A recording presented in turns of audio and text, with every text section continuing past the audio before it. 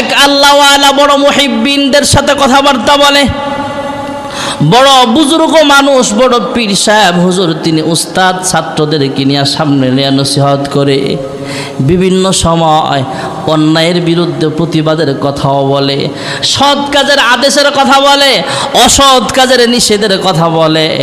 একজন মুরিদ ডাক দেয়া বলে, হে পীর সাহেব হুজুর, হ্যাঁ আমার শায়েখ, হ্যাঁ আমার উস্তাদজি, আপনার কাছে একটা জিনিস আমি জানবার চাই। আমার কাছে বড় ভালো লাগতো। কয় কি জানবার চাও? কয় আমাকে আপনি ইসমে আজম শিখায়া দেন। সুবহানাল্লাহ। কয় ইসমে আজম শিখাইলে তুমি কি করবা? কয় ইসমে আজম যদি শিখায়া দেন, কোনো মানুষ যদি নামাজ না পড়ে দোকানে বসে থাকে, আমি মসজিদের বারান্দায় বসে ইসমে আজম পড়ে ফু দিব, এই লোকটার শরীরে ঝাঁকুনি আরম্ভ হয়ে যাবে, এই লোকটা দোকান থেকে মসজিদে চলে আসবে। আর কি করবা? কোনো মানুষ যদি অন্য মানুষের উপরে জুলুম করে, তাহলে সেই জালেমের প্রতিবাদ করব ইসমে আজম পড়ে। যেই ব্যক্তি মাজলুম, এই মাজলুমের পক্ষ হয়া জালেমের বিরুদ্ধে ইসমে আজম পড়ে জালেমের শরীরে ফুঁক দেব, তাহলে জালেম ধ্বংস হয়ে যাবে, মাজলুম মানুষটা, দরিদ্র মানুষটা জুলুম থেকে বেঁচে যাবে। যেরকম সুবহানাল্লাহ। নিয়ত ভালো না খারাপ? ভালো। উস্তাদ শাগরিদকে ডাক দেওয়া বলে, হ্যাঁ শোনো, তুমি ইসমে আজম শিখতে চাও? কয় হ্যাঁ। কয় ইসমে আজম শিখতে হলে আমার কাছে আগে পরীক্ষা দিতে হবে। কয় কি পরীক্ষা? যেই কোনো সহজ বা কঠিন পরীক্ষার সম্মুখীন হতে আমি প্রস্তুত আছি, তবে আমি ইসমে আজম আপনার কাছে শিখতে চাই। কয় তোমাকে শিখাবো, তবে আগে তোমাকে পরীক্ষা দিতে হবে। হ্যাঁ উস্তাদজি, কি পরীক্ষা নিতে চান বলেন? উস্তাদ ছাত্রকে ডাক দেওয়া বলে, বাজারের পাশে রাস্তায় তোমাকে দাঁড় করায় দিলাম। বাজারে সকালবেলা মানুষ দুধ বিক্রি করার জন্য আসবে, মুরগি বিক্রি করার জন্য আসবে, ডিম বিক্রি করার জন্য আসবে, সবজি বিক্রি করার জন্য আসবে। সারাদিন বাজারের ভিতরে কাঠুরিয়ারা কাঠ কেটে বিক্রি করবে, গরু ছাগল বেচা কিনা হবে। হরেক রকমের মানুষ, বিভিন্ন মেজাজের মানুষ এই রাস্তা দিয়া বাজারে আসবে, আবার এই বাজার থেকে বাহিরে যাবে, বাড়ির দিকে রওনা হবে। তুমি এখানে দাঁড়ায়া থাকবা সন্ধ্যা পর্যন্ত, এখানে দাঁড়ায়া দাঁড়ায়া বিভিন্ন ঘটনা পর্যবেক্ষণ করবা। কিভাবে মানুষ হাঁটে, কিভাবে মানুষ বাজার করে, কিভাবে মানুষ চলাফেরা করে, সব আমাকে সন্ধ্যাবেলায় আমাকে তথ্য জানাতে হবে। এবং সারাদিন কি কি ঘটনা ঘটেছে বিস্তারিত ঘটনা আমাকে সন্ধ্যাবেলায় শোনাইতে হবে। এবার উস্তাদ বলে দিলেন, শাগরিদ সেই কথা মতো দাঁড়ায় রইলেন। বুড়া মানুষ, জোয়ান মানুষ, বৃদ্ধ জোয়ান, ছেলে মেয়ে সবাই বাজারের দিকে যায়, কেউ স্কুলে যায়, কেউ আবার মাদ্রাসার দিকে যায়। ওই চৌরাস্তার মোড়েই লোকটা দাঁড়ায় রইলেন সন্ধ্যা পর্যন্ত। রাস্তায় নিজের চোখে যত ঘটনা ঘটছে সব দেখলেন, দেখা কারো কোনো প্রতিবাদ করে না। সন্ধ্যা হয়ে গেলে উস্তাদের কাছে যা বলে, হ্যাঁ পীর সাহেব হুজুর, হ্যাঁ আমার উস্তাদ, আমি সারা দিন ভর আপনার কথা মতো সেখানে দাঁড়িয়েছিলাম। কয়ে ভালো কাজ করেছো, আমার কথা মতো পরীক্ষায় তুমি পাশ করেছো, তবে সারা দিন কি ঘটেছে আমাকে একটু বিস্তারিত শোনাও। এবার ছাত্র উস্তাদের কাছে বলে, হ্যাঁ উস্তাদজি, আমি সারা দিন বিভিন্ন ঘটনা দেখলাম। দোকানদার কাস্টমারের সাথে ঝগড়া করে, সেটাও দেখলাম। দোকানদার কাস্টমারের সাথে ঝগড়া করে, কাস্টমার দোকানদারের সাথে ঝগড়া করে, এটা দেখলাম। রিক্সা চালক একজন আরেকজনের সাথে, রিক্সা লাগায় দিয়ে একজন আরেকজনের সাথে ঝগড়া করে, সেটাও দেখলাম। গাড়ির ড্রাইভার একজন আরেকজনের সাথে ঝগড়া করে, সেটাও দেখলাম। পথিক মানুষ একজন আরেকজনের আগে যাইতে যায় একজন আরেকজনের সাথে ধাক্কা লেগে ঝগড়া করে, সেই ঝগড়াও দেখলাম। তবে অনেক কিছু দেখার ভিতরে আমার কাছে একটা মারাত্মক ওয়াকিয়া আছে। কয় মারাত্মক ঘটনা কি, সেটাই তো শুনতে চাই। ছাত্র ডাক দেওয়া বলে, হ্যাঁ উস্তাদজি, হ্যাঁ পীর সাহেব হুজুর, আমি তাকায় দেখি একজন বৃদ্ধ মানুষ, দাদার বয়সী মানুষ, বাবার বয়সী মানুষ, বুড়া মানুষ কাজ করতেছে। একজন কাঠুরিয়া মানুষ কুড়াল নিয়ে সারাদিন কাঠুরিয়া কাঠ কেটে, জঙ্গল থেকে কাঠ কেটে বাজারের দিকে রওনা হয়েছে। উনি হয়তো বুড়া মানুষ হলো, ওনার ইনকাম সোর্স অন্য কোথাও নাই, দোকানদারি করার মতো বয়সও নাই, রিক্সা চালানোর মতো শক্তি নাই। আস্তে আস্তে জঙ্গলের ভিতরে যায় কাঠ কাইটা এবার এই কাঠগুলো নিয়ে বাজারের দিকে রওনা হলো। পথিমধ্যে অন্যরকম একটা ঘটনা গেল। কি ঘটনা? কয়েকজন হ্যান্ডসাম ইয়ং ম্যান যুবক আসলো, আইসা বৃদ্ধকে একটা বাড়ি দিল মাথার মধ্যে। বৃদ্ধ দাঁড়ানো থেকে বসে গেল, কাঠগুলোও ভরে গেল। এবার কাঠগুলো সংগ্রহ করে যুবকটা নিয়ে গেল। বৃদ্ধ মানুষের সাথে একটা কুড়াল ছিল, কাঠ কাটার জন্য কুড়ালটাও নিয়ে গেল। আবার পকেট চেক করে যা যা পাইছে সব নিয়ে গেল।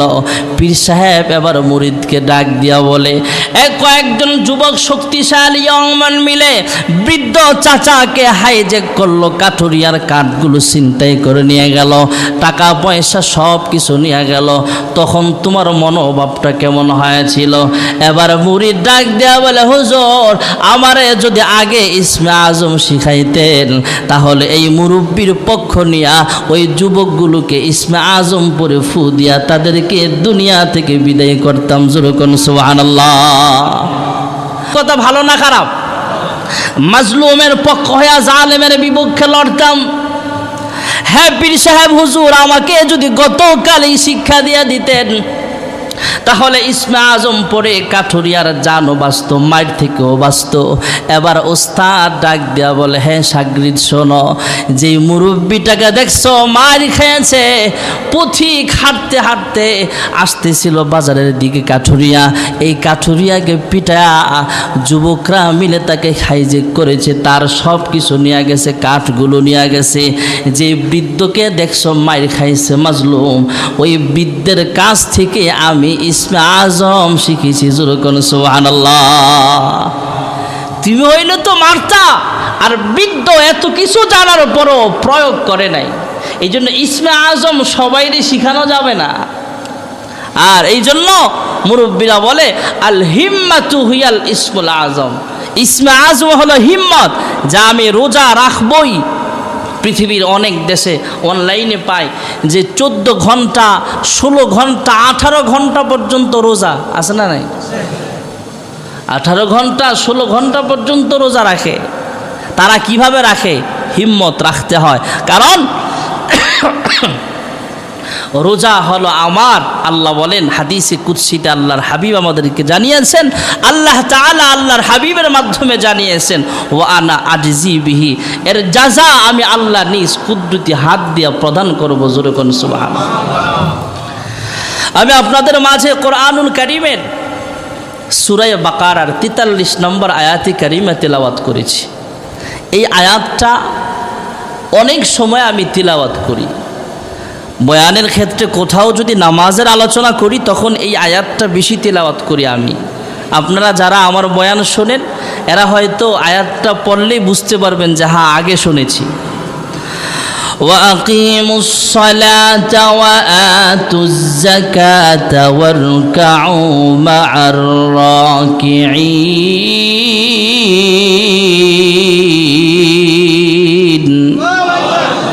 আল্লাহ রাব্বুল আলামিন কোরআনুল কারীমে 80 জায়গারও বেশি আয়াতের ভিতরে নামাজের আলোচনা করেছেন। ভাইয়েরা আমার, নামাজ হলো শারীরিক ইবাদত, শরীরের সাথে সম্পর্ক।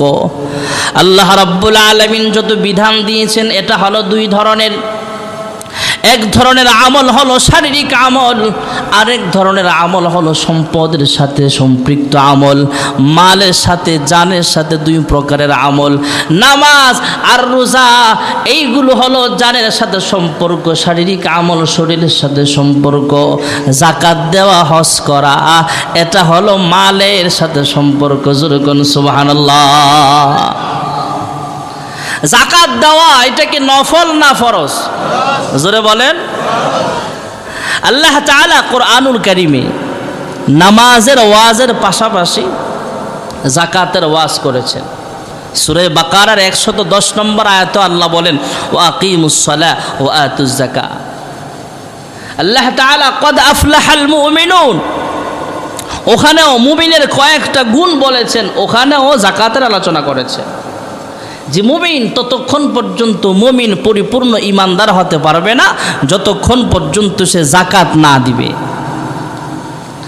আমাদের অভ্যাস হলো মসজিদের জন্য চাইছে 5 কোটি দিয়া লাইছে, মাদ্রাসার জন্য চাইছে 5 লাখ দিয়া লাইছে, কিন্তু হিসাব করে যাকাত দেয় না।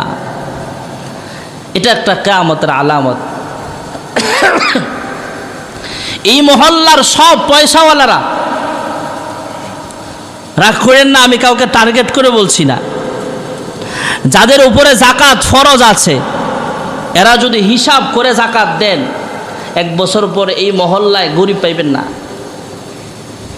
ঢাকা শহরে গুলশান বনানীতে যে কোটিপতিরা আছে, সরকারিভাবে যদি এদের কাছ থেকে যাকাত আদায় করে সরকারিভাবে আবার এই যাকাতটা গরিব পর্যন্ত পৌঁছাতো, তাহলে আমাদের দেশে গরিব থাকতো না। সৌদি আরবে টাকা যাকাত নেওয়ার মতো মানুষ কম পাওয়া যায়।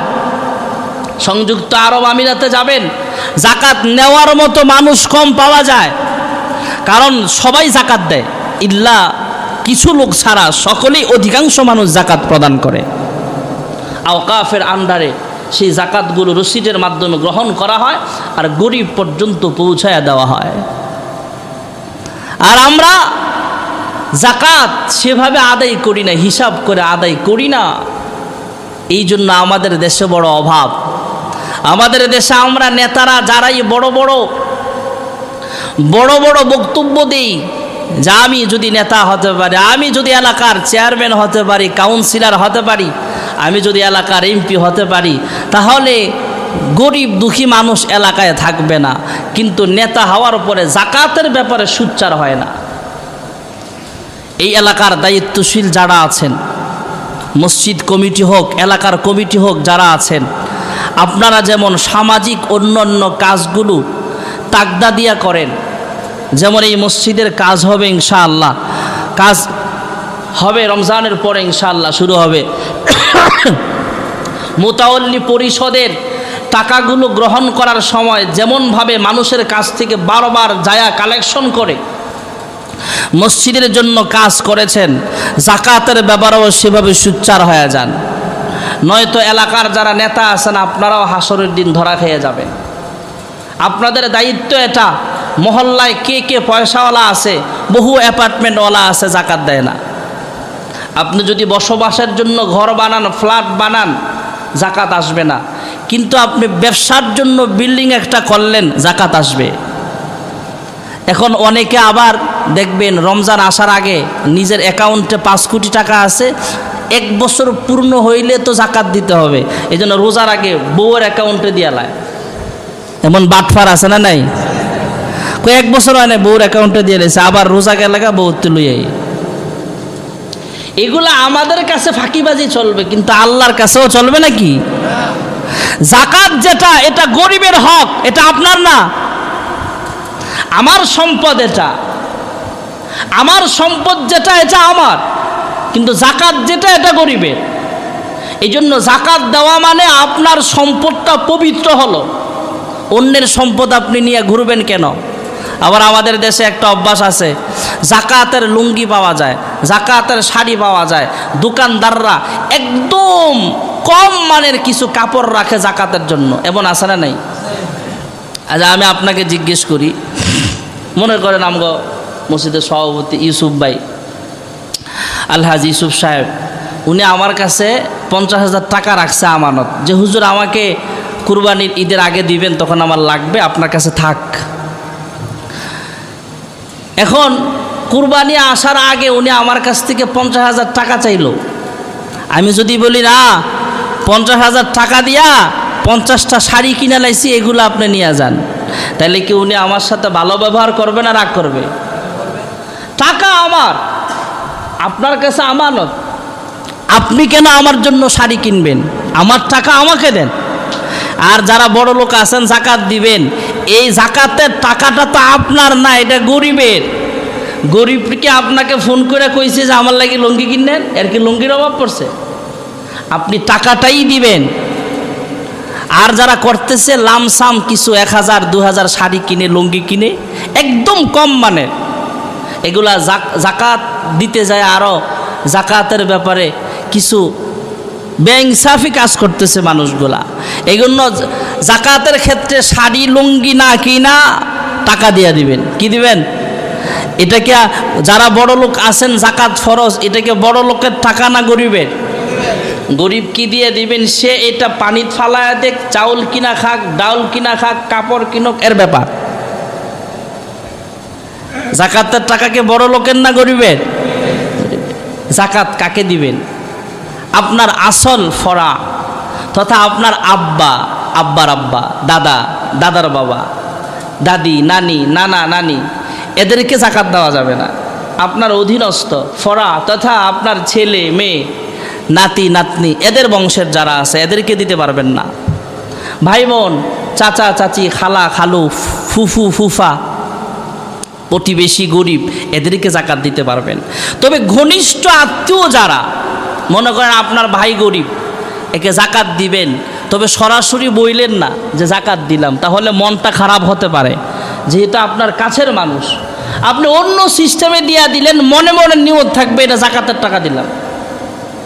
হঠাৎ করে আপনার ভাইয়ের মেয়ে বিবাহ দিবে, আপনি ভাই হিসাবে আর এমনি 10,000 টাকা দিলেন হইলে, কিন্তু আপনি চিন্তা করলেন আমার জাকাত তো আসে বছরে 50,000, যা আমার ভাইয়ের এমনি দিলাম 10,000, যেহেতু বিবাহতে আরও অনেক খরচ হবে, আরও 40,000 টাকা আমি এক্সট্রা দিলাম।